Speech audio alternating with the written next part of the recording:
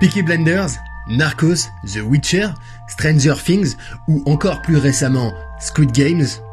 Toutes ces séries-là font partie du catalogue de la plateforme SVOD numéro 1 mondial, qui est un énorme succès qui dure et qui perdure, Netflix.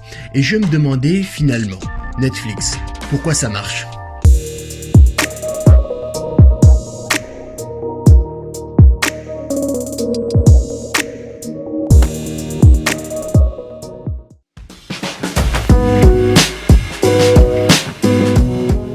Netflix est une multinationale américaine qui a vu le jour en 97. Reed Austin et Mark Randolph sont les fondateurs. En 2004, il ne reste plus que Reed Austin dans la boîte.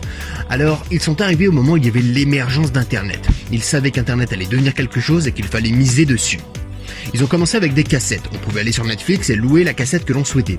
Puis, ils sont passés au DVD. Ils ont été les premiers à miser dessus alors que ce n'était même pas encore arrivé aux États-Unis. Et en 2007, ils ont suivi la trame qu'on leur connaît aujourd'hui, qui marche et qui leur va si bien, le streaming et le business par abonnement qu'ils avaient déjà mis en place depuis un petit moment. Donc, aujourd'hui, Netflix est connu, c'est reconnu à travers le monde entier, c'est 221,84 millions d'abonnés, et ça ne fait que augmenter. Et ça fait partie de ces géants du web, tels que Google, Amazon ou encore Facebook. Donc maintenant qu'on a vu qu'effectivement, même si Netflix d'ailleurs a eu des hauts, des bas, ça a failli être revendu pour 50 millions à la concurrence, mais aujourd'hui, c'est ce que c'est, et c'est un énorme succès. On va essayer de répondre au pourquoi.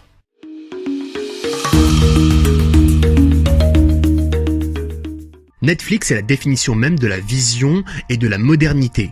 Lorsqu'ils sont arrivés, en 97, c'était l'émergence d'Internet. Et Internet, beaucoup de personnes n'y croyaient pas. Leur concurrent direct qui était Blockbuster leur avait dit « Internet c'est de la merde et ça n'ira nulle part ». Eux, ils ont pris le risque de miser sur Internet puisqu'ils avaient compris le potentiel d'Internet et le fait que c'était le futur et que ça allait changer le monde. Mais ce n'est pas tout. Lorsqu'ils sont arrivés avec leur business model, c'était un site internet sur lequel on pouvait louer des cassettes, puis des DVD, puis des streamings. À l'époque, c'était extrêmement innovateur. Et quand ils sont passés au DVD, ils étaient sur le DVD un an avant que le DVD arrive aux États-Unis. Donc toujours dans cette mouvance de la modernité, avant même que la modernité arrive. Puis en 2004, ils ont eu un problème, il y a eu d'énormes difficultés et ils ont tenté de revendre Netflix à Blockbuster pour 50 millions. Aujourd'hui, Netflix, ça vaut énormément plus. Et ils ont réussi à s'en sortir en créant un algorithme qui fait que, aujourd'hui, lorsque vous regardez un film ou une série sur Netflix, Netflix va vous proposer une série et un film qui est dans la même mouvance de ce que vous avez regardé, qui est dans vos goûts. Ils ont créé cet algorithme-là qui leur a permis d'éviter la faillite et de s'accroître davantage. Puis en 2007, encore une fois, ils ont été les premiers à miser sur le streaming. Puis le business par abonnement aussi, ils ont été le premier à faire ça. Et toujours en fait, dans ce truc-là de... Certaines fois même il y a un problème, ils vont chercher une vision, ils vont chercher une modernité et ils vont l'apporter à leur propre business. Et ça, c'est la plus grande force de Netflix. Mais cette force-là, d'être dans la vision et dans la modernité, ne suffit pas.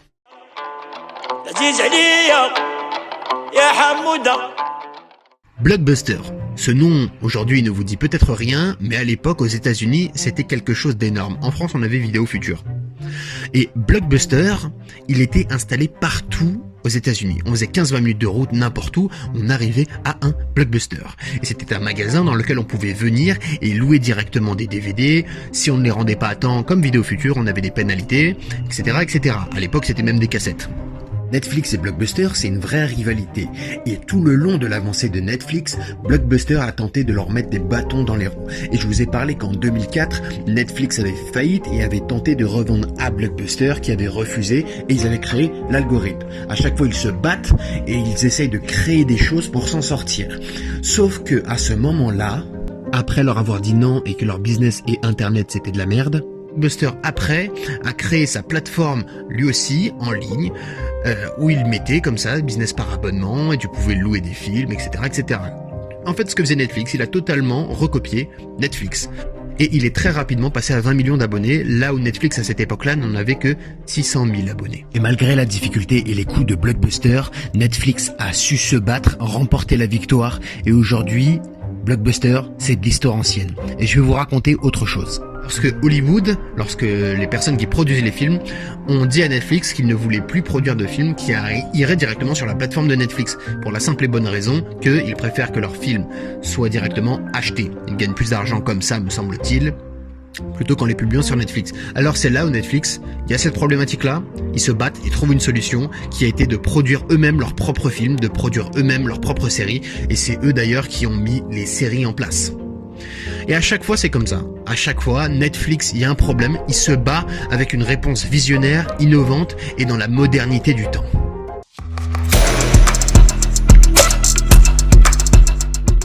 Netflix réinvestissent énormément de leur argent dans des productions qu'ils vont créer, que ce soit des séries, que ce soit des films. À chaque fois, l'argent est beaucoup réinvesti. On le voit aussi, il y a énormément de marketing qui est fait.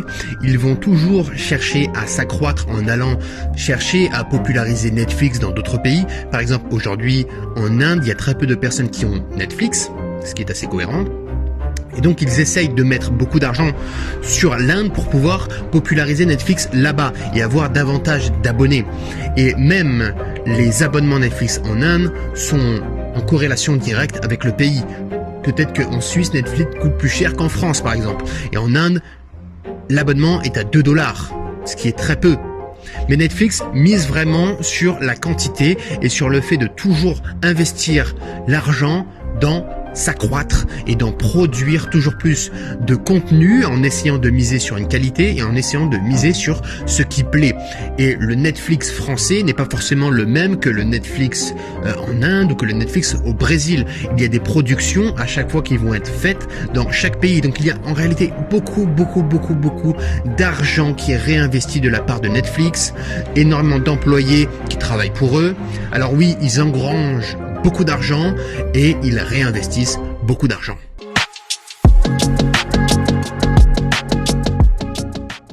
Netflix l'a très bien compris, il faut suivre l'idéologie dominante.